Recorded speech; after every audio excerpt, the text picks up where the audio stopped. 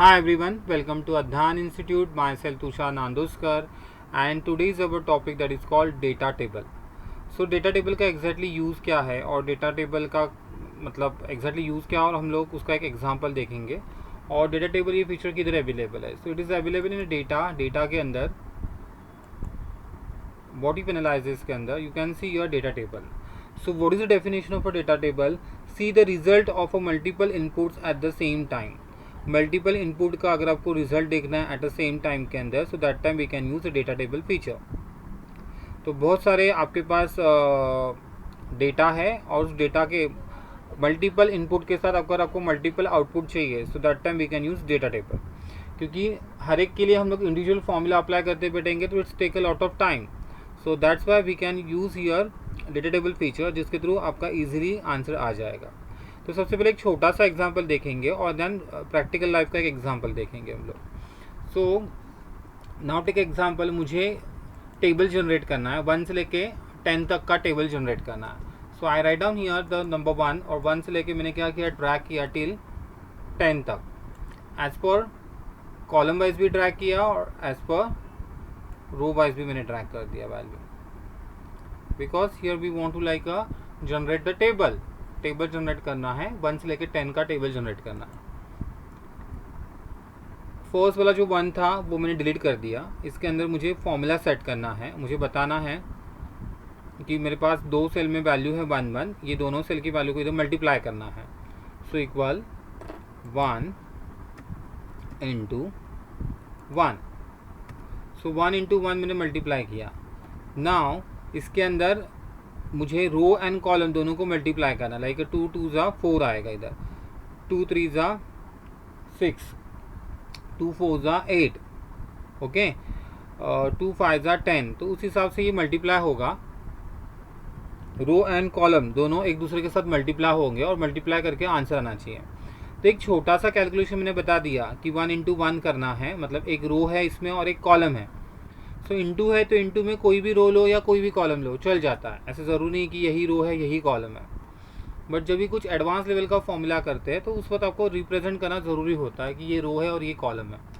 अभी इधर इंटू है तो इंटू मतलब रो कुछ कौन सा भी लो या कॉलम कौन सा भी लो, कैलकुलेशन परफेक्टली आने ही वाला है. तो एक मैंने उसको सजेशन दिया कि मुझे ऐसे करना है, मुझे रो और कॉलम को मल्टीप्लाई करना है. तो ये एक फॉर्मूला मैंने इधर सेट किया और उस फॉर्मूला बेसिस के ऊपर मुझे बाकी सेल की इन्फॉर्मेशन निकालनी है. So click on data, body penalizes and data table के ऊपर क्लिक किया जाएगा. रो इनपुट सेल्स, तो रो इनपुट सेल आप ये भी लो या वो भी लो, आखिर में दोनों को इंटू ही करना है मुझे. सो कॉलम के अंदर हमने ये सिलेक्शन कर दिया. Now click on okay. So ये ऑटोमेटिकली मल्टीप्लाई हो गया, बिकॉज हियर भी अप्लाई एक सेल और सेकेंड सेल दोनों को मल्टीप्लाई किया था. तो सिमिलरली जो वैल्यू रो में अवेलेबल है और जो वैल्यू कॉलम में अवेलेबल है उस हिसाब से मल्टीप्लिकेशन करके आंसर बता दो. फिर से एक बार दिखा देता हूँ. मैंने सबसे पहले क्या किया है, 1 से लेके 10 नंबर अप्लाई किए थे. तो 1 से लेके 10 नंबर मैंने ड्रैग किए थे इधर से लेके इधर तक और इधर से लेके इधर तक. उसके बाद में मैंने रो एंड कॉलम में जो नंबर ड्रैग करके 10 नंबर्स डिफाइन किए हैं, तो उसका जो फर्स्ट नंबर जो है 1, ये मैंने डिलीट कर दिया और मैंने इधर फॉर्मूला सेट किया कि रो इंटू कॉलम. सो रो पार्ट में जो भी वैल्यू है वो कॉलम के साथ मल्टीप्लाई होते जाएगी और उस हिसाब से हमारा आंसर आएगा. तो ये मल्टीपल इनपुट के साथ अगर मल्टीपल आउटपुट आपको निकालना है, सो डेटा टेबल बहुत काम में आता है. सो वी यूज़ ये डेटा टेबल. डेटा टेबल के थ्रू मुझे एक ऑप्शन दिखाई दे रहा है जिसमें रो इनपुट और कॉलम इनपुट सेल बताया जा रहा है. सो ये रो हो गया और ये कॉलम हो गया. Now click on okay.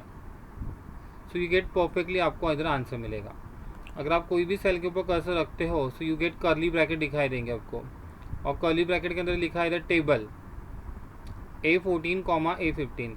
इधर हम लोग मैन्युअली कुछ चेंजेस नहीं कर सकते इस चीज़ के अंदर.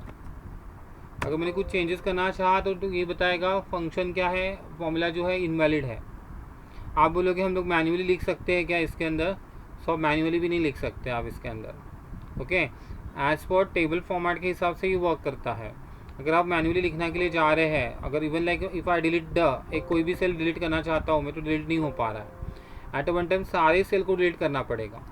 अगर आपने सारे सेल को डिलीट कर दिया एंड इफ़ यू गो, आप बोलोगे ये तो एरे का काम कर रहा है, as it is array type of work कर रहा है A14 और A15.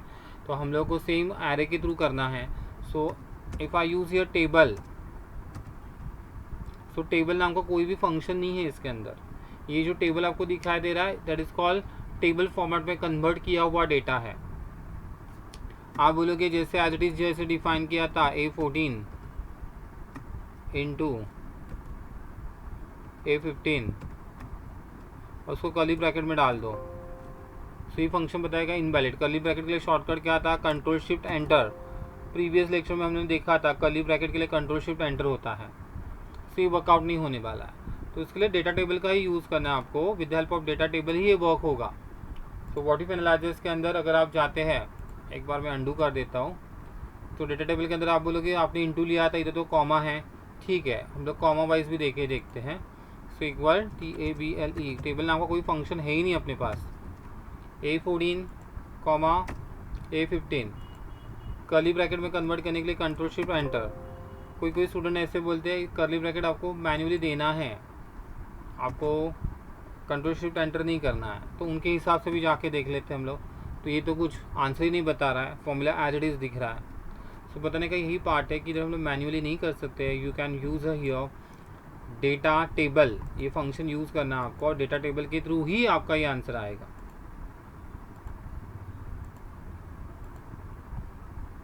ये डेटा टेबल के थ्रू ही आपका आंसर आ गया. This is like a small example है, बट प्रैक्टिकल लाइफ का जो एग्जांपल है वो हम लोग देखेंगे जो स्टार्टिंग ऑफ द शीट के अंदर अवेलेबल है. जैसे हमने थोड़ी देर पहले ही देखा था, सिनेरियो के अंदर ही एग्जांपल देखा था. तो सेम एग्जांपल लेके आ रहे हैं हम लोग इसके अंदर. ये कैसे वर्क करता है वो हमें देखना है.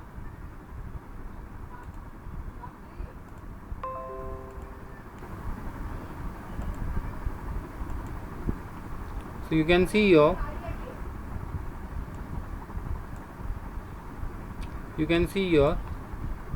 We have like one table, जिस टेबल के अंदर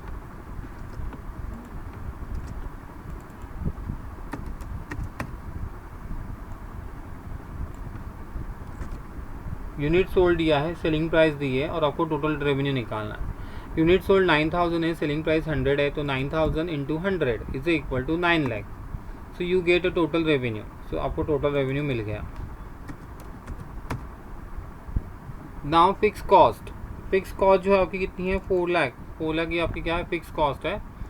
एंड वेरिएबल कॉस्ट इसे 50 रुपीज़ है. तो टोटल कॉस्ट कितनी है? तो चाहिए तो ये एग्जांपल जो है, ये एग्जांपल मैं एक बार आपको डिलीट करके कैलकुलेशन भी दिखा देता हूँ. सो रेवेन्यू निकालने के लिए इक्वल 9000 इंटू 100, सो 9 लाख आ गया आपका. एंड टोटल कॉस्ट जो आपको डिफाइन करनी है, फिक्स कॉस्ट कितना है? 4 लाख है. तो 4 लाख के अंदर आपको ऐड ऑन करना पड़ेगा. तो ऐड ऑन कितना करेंगे हम लोग? सो वेरिएबल कॉस्ट कितना है? 50 रुपीज़ पर यूनिट है. टोटल यूनिट कितने हैं? 9000 है. 9000 into 50. So we say that तो unit sold that is called 9000 और पर यूनिट वेरिएबल कॉस्ट कितना है? 50 रुपीज़ है. दोनों का मल्टीप्लाई होगा, मल्टीप्लाई होकर प्लस करना हमारा fix cost that is called 4 lakh. So 8,50,000. So now how to find out the profit? Equal revenue minus cost. So revenue minus cost करने के बाद you get proper profit that is called 50,000. So हम लोगों ने इधर देखा कि यूनिट सोल्ड 9000 है और हम लोग एक जो सेलिंग प्राइस करने वाले हैं, सेल कर रहे हैं, उसको 100 में सेल्स कर रहे हैं. तो उसके अकॉर्डिंगली मुझे प्रॉफिट कितना हो रहा है? 50,000 का प्रॉफिट हो रहा है. यही अगर मेरे पास वैराइटीज़ है, जैसे कि मेरे पास क्वांटिटी सोल्ड 9000 है, this is my quantity sold column. इसको चाहिए तो मैं मर्ज एंड सेंटर कर देता हूँ आपको समझ में आने के लिए.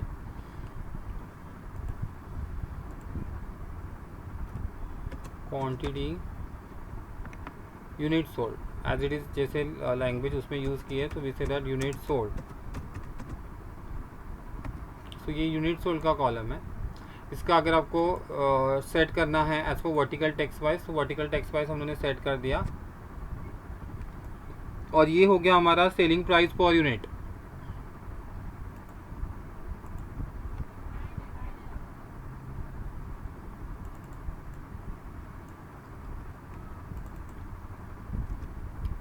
This is my selling price per unit.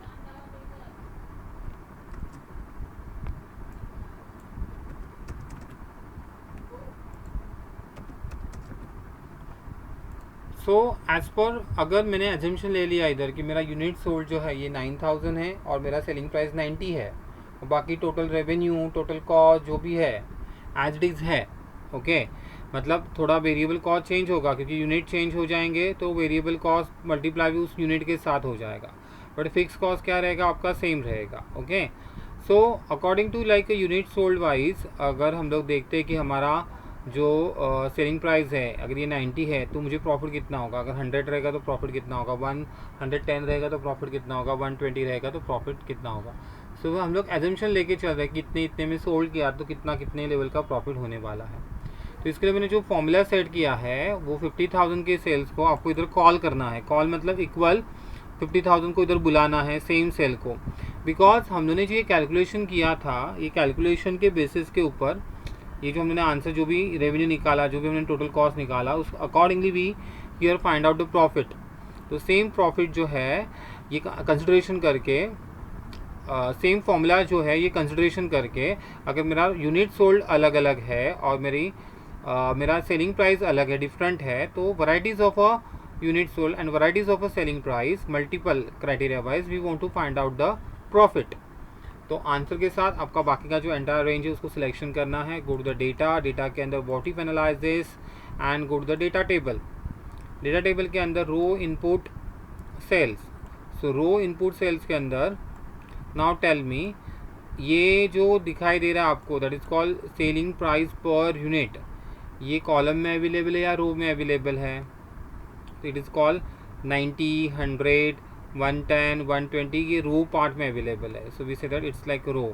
So row input cells के अंदर हम लोग सेलिंग प्राइस पर यूनिट लेंगे that is called 100। Why we selected this cells because ये 50,000 कैसे आया था, इसको सिलेक्शन करके आया था। तो ये सेल जो सिलेक्शन किया 100 टू स्पाइस 90, 100, 110, 120 1 बाय 1 कैलकुलेशन के अंदर वो सिलेक्शन किया जाएगा। एंड कॉलम इंडेक्स नंबर के अंदर भी selected the quantity and we click on okay. So according to like 50,000 का जो हमने कैलकुलेशन किया था उसको तो हमने क्या बोला था, यूनिट सोल्ड कितना है 9,000 है और सेलिंग प्राइस कितनी है 100 है। तो 9,000 100 रहेगा तो मेरा प्रॉफिट कितना है 50,000 है। तो ये मैचअप कर रहा है, यस कर रहा है। बट जब भी मैंने बोला कि मेरा जो सेलिंग प्राइस अगर ये 90 रहेगा सो मैं लॉस में हूँ, प्रॉफिट नेगेटिव पार्ट में आ रहा है, सो इट्स गोज नेगेटिव। ये आपका जो है 90,000 जो है that is your unit sold and selling price जो है आपकी ये 90 है, तो उस वक्त आप नेगेटिव मार्क में जा रहे हो। यही अगर 110 मैंने डिफाइन किया 110, तो इसमें क्या हो रहा है कि हर वक्त आप टाइप कर रहे हो और हर वक्त वैल्यू जनरेट हो रही है। तो इस सिचुएशन में क्या होता है कि अपना माइंड इतना शार्प नहीं होता है कि हर एक वैल्यू हम लोग माइंड में सेट करें या हर एक वैल्यू को नोट डाउन करते बैठे। तो इसके लिए multiple criteria wise multiple input wise if you want to find out the output that time we can use a data table. और डेटा टेबल का डेफिनेशन क्या है फिर से एक बार देख लेते हैं। डेफिनेशन क्या बता रहा है data table, it show that see the result of multiple inputs at the same time. जितने भी आपको इनपुट देने हैं और उस इनपुट के हिसाब से अगर आपको आउटपुट लाना है so that time we can use data table का यूज़ कर सकते हैं। सो होप सो आपको ये डेटा टेबल समझ में आया रहेगा। If you like this video so आपको अगर ये वीडियो अच्छा लगा तो आप लाइक कर सकते हैं, सब्सक्राइब कर सकते हैं, कमेंट दे सकते हैं एंड मोर शेयर कर सकते हैं। फिर से हम लोग मिलेंगे न्यू वीडियो के साथ। Thank you very much.